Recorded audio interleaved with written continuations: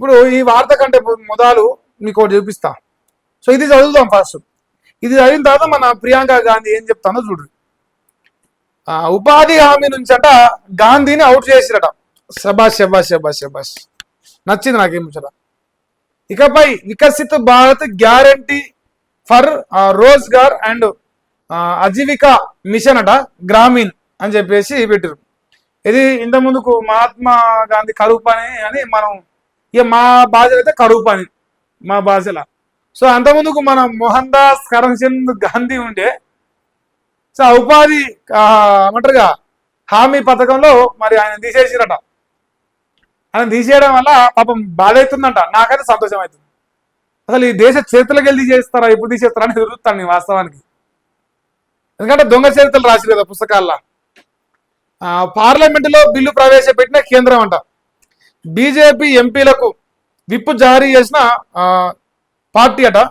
125 రోజుల పాటు పని దినాలట. 15 రోజుల్లోపు వేతనాలట. గడువు దాటితే నిరుద్యోగ వృత్తి చెల్లించాలని చెప్పేసి అంటున్నారు. కీలక అంశాలను బిల్లులో ప్రస్తావించిన కేంద్రం అట. సో ఇప్పుడు ఈ అంశం పైన మోహన్ దాస్ కరమ్చంద్ గాంధీ ఆయన పేరు తీసేయడం అట. మరి ఈ కాన్కాలీజ్ల పార్టీకి పాపం బాధ అవుతుందంట, చాలా బాధ అవుతుందంట. నిద్ర పోతాడట రాత్రి. అమ్మ ఎట్లా తీసేస్తారు? మనం మా తాతల పేర్లు, మా ముత్తాతల పేర్లు, మా నాయనమ్మల పేర్లు, మా నాయనల పేర్లు తీయొద్దు కదా, తీసేట్లా అని చెప్పేసి పాపం వాళ్ళకి చాలా బాధ అవుతుందంట. సో నరేంద్ర మోదీ గారు కొత్త బిల్లు ప్రవేశపెడుతూ దాని పేరు మార్చేసారు. మహాత్మా గాంధీ ఉపాధి హామీ పథకాన్ని పేరు మార్చేసి మరి వాళ్ళు కొత్త పేరు పెట్టుకురు. వాళ్ళు ఇష్టం కదా, పెడితే తప్పేందా? ఈ దేశంలో మోహన్ దాస్ కరమ్చంద్ గాంధీ నా వీడియోలో ఎప్పుడన్నా వచ్చినా అడగా మీకు? నా వీడియోలో డైలీ ఒక 1 minute 30 seconds ఒక వీడియో ప్లే అవుతుంది డైలీ. అందులో ఉన్న స్వాతంత్ర సమరయులు 100 మంది ఉన్నారు. ఈయన ఒకడే మోతవారా? కాంగ్రెస్ పార్టీ పేటెంట్ ఈయనేమన్నా? ఆయన ముఖమే వేసుకుంటారు, ఆయన పేరే ఉన్నా. అయితే ఇందిరాగాంధీ, అయితే నెహ్రూ, అయితే రాజీవ్ గాంధీ, అయితే గాంధీ. ఎవడు లేడా ఈ దేశంలో? సుభాష్ చంద్రబోస్ త్యాగం కంటే గొప్పదా అయినది? అందుకంటే మోతవారా? నాకు తెలియదు. నేను చదువుకున్న అసలు చరిత్ర వేరేనా. మీరు పుస్తకాల్లో చదివిన చరిత్ర ప్రకారం ఈయన కావచ్చు మొత్తమరి, కానీ అసలు సిసలైన చరిత్ర నేను తెలుసుకున్నాను ప్రకారం ఈయన చాలా తక్కువ. భగత్ సింగ్ త్యాగం కంటే, సుభాష్ చంద్రబోస్ త్యాగం కంటే 47 సంవత్సరాలు 48 సంవత్సరాలు జైల్లో పడుకున్న సావర్కర్ త్యాగం కంటే గొప్పదా? నాకైతే నచ్చలే. నాకు ఏనాడు అనిపించలే కూడా, అనిపించదు కూడా. బ్రిటిష్ వారి కోసం మంచిగా ఏసీ రూమ్లలో జైల్లో కూర్చున్న వాళ్ళు మొత్తవారు అంటే నాకు పాపం దేంతో నా వాళ్ళు అర్థం కావట్లే.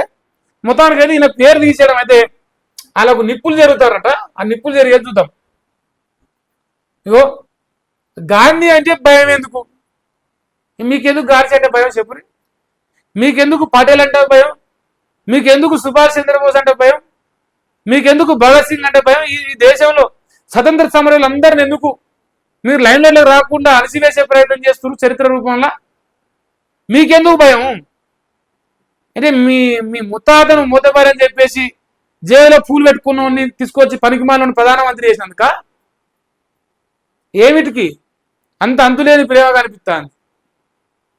ఇప్పుడు ఒక పథకంలో ఒక పేరే కదా, ఆయన చరిత్ర తీసేసిరా? ఇప్పుడు దేశంలో మహాత్మా గాంధీ నోట్ల పైన ముద్ర లేకుండా ముద్రించిన రోజులు లేవా ఈ దేశంలో?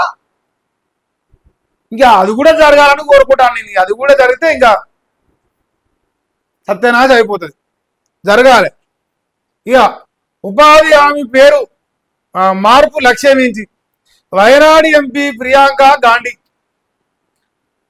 గాంధీ ఇప్పుడు వాద్రా అనాలి కదా ఈ పేరు, ప్రియాంక వాద్రా. అది చెప్పదేమి అత్తగారింటి పేరు చెప్తారు కానీ ఇప్పుడు మన కుటుంబాల్లో మన ఆడవిలను ఓ ఇంటికి ఇచ్చి లగ్గం చేస్తాం. మన ఇంటి పేరు మోస్తారా, అత్తగారింటి పేరు మోస్తారా? ఇలాదేందో కల్వకుంట్ల కవిత ఆమె మోస్తుంది, వైఎస్ షర్మిలని ఆమె మోస్తుంది, ఈమె గాంధీ అంటాంది ప్రియాంక గాంధీ అంట.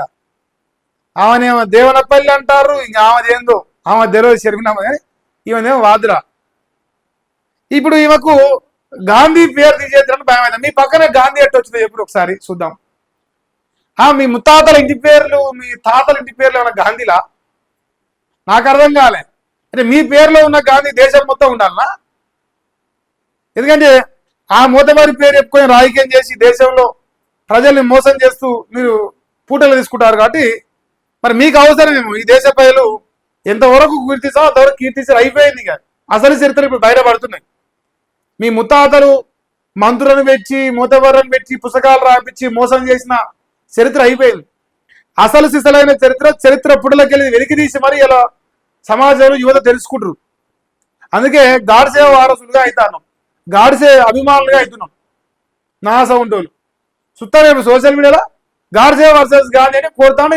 ఎట్ట పెడతాను చూస్తున్నారు సోషల్ మీడియాలో. అన్ని కిరాతకాలు చేస్తేనే మరి చరిత్ర మొత్తం వక్రీకరించి మీ మూతబడులను రాసుకుంటారు. సో అది ఆయన గారి చరిత్రనే. మరి మోహన్ దాస్ కరమ్చంద్ గాంధీ పేరు తీసేసిర్రు. 100 రోజులు కాస్త 125 రోజులు చేసిర్రు. ఒకవేళ జీతాలు ఇవ్వకపోతే మళ్ళీ నిరుద్యోగ వృత్తి కూడా ఇవ్వాలట. అంతేనా? 15 రోజులకు వేతనాలు ఇవ్వాలి. గడువు దాటితే నిరుద్యోగ వృత్తి కూడా చెల్లిస్తారట ఒకవేళ మీకు జీతం పడకపోతే. ఇట్లా అన్ని రకాలుగా వాళ్ళు బిల్లు పట్టుకొచ్చారు. అయితే మోహన్ దాస్ కరమ్చంద్ గాంధీపై అంతులేని ప్రేమ ఉన్న కాన్గరీజ్ పార్టీ వాళ్ళు ఒక కామెంట్ చేసిర్రు. దానికి మరి ఈయన దానికి సమాధానం చెప్తే బాగుంది. చెప్పరాలు ఒకసారి చూపిస్తా. యో మోదీకి కాంగ్రెస్ క్షమాపణ చెప్పాలట. ఎందుకు చెప్పాలి? నిన్నటి సభలో నినాదాలపై కేంద్ర మంత్రి కిరణ్ రిజిజు ఫైర్ అయింది. మోదీ సమాధి తవ్వుతాం నినాదాలు చేస్తారా? నరేంద్ర మోదీ సమాధి తవ్వుతామని చెప్పేసి నినాదాలు చేశారు. మరి మేము కూడా అనొచ్చా? ప్రియాంక గాంధీ సమాధి తవ్వుతాం, రాహుల్ గాంధీ సమాధి తవ్వుతాం, సోనియా గాంధీ సమాధి తవ్వుతాం, రేవంత్ రెడ్డి సమాధి తవ్వుతాం అనొచ్చా? సో మరి దీనిపైన స్పందించరు వాళ్ళు. ఈ దేశ కౌంలో ప్రపంచ కౌంలో ఎక్కడ లేని సీట్లు వచ్చినట్టు మురుతారు. 399 వచ్చిన అలాగే. అందుకే వాళ్ళ మురిపం ముందల్నే ఎలుగబెడతాంది. ఇక ఖర్గే రాహుల్ పేరును నేరుగా ప్రస్తావించిన మంత్రి అట. ఉభయ సభల్లోనూ సారీ చెప్పాలని డిమాండ్ చేసింది.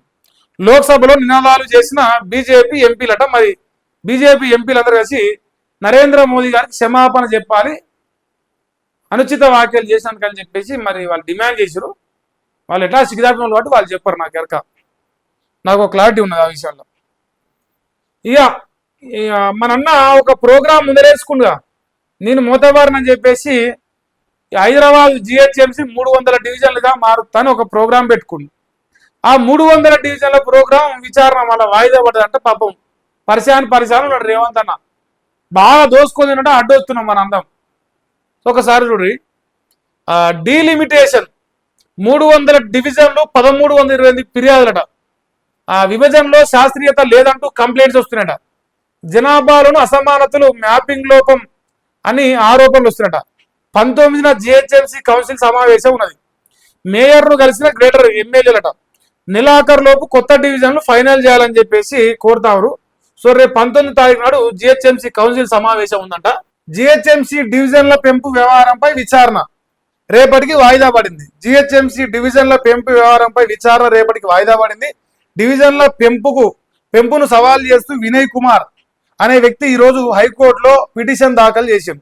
డివిజన్ల పునర్విభజన సమయంలో ప్రజల నుంచి వచ్చిన అభ్యంతరాలను ప్రభుత్వం పట్టించుకోలేదని పిటిషన్లో పేర్కొన్నారు. తాను సమర్పించిన అభ్యంతరాలను పరిగణలోకి తీసుకున్న ప్రభుత్వానికి ఆదేశాలు ఇవ్వాలని కోర్టును అభ్యర్థించాడు. ఈ పిటిషన్ను అత్యవసరంగా విచారించాలని ఆయన కోర్టును కోరగా జస్టిస్ విజయ్ సేన్ రెడ్డి పిటిషన్ పై విచారణను రేపటికి వాయిదా వేసిండు. రేపు విచారణ జరగబోతుంది. సో రేపు విచారణ జరిగి మరి ఈ రేవంత్ అన్న 300 డివిజన్ల ప్రోగ్రాం ఎంతవరకు ముందర పడుతుంది. ఎమ్మెల్యేలు గ్రేటర్ ఎమ్మెల్యేలు కూడా ఆగ్రహం వ్యక్తం చేస్తారు. సో సామాన్య ప్రజలు కూడా కంప్లైంట్ ఇస్తారు. 1300 చిల్లర కంప్లైంట్స్ వచ్చినాయంట. సో ఇన్ని కంప్లైంట్స్ రావడానికి ప్రధానమైన కారణం శాస్త్రీయంగా చేయలేదు అని చెప్పేసి మరి వాళ్ళు ఆరోపణ చేస్తారు. ఇంకో జనాభాలోని అసమానతలునేట, మ్యాపింగ్ లోపం కూడా అని ఆరోపణ చేస్తారు. దాదాపుగా 1328 ఫిర్యాదులు వచ్చినాయి. ఇది కూడా ముందర వాళ్ళు తట్టే లేదు.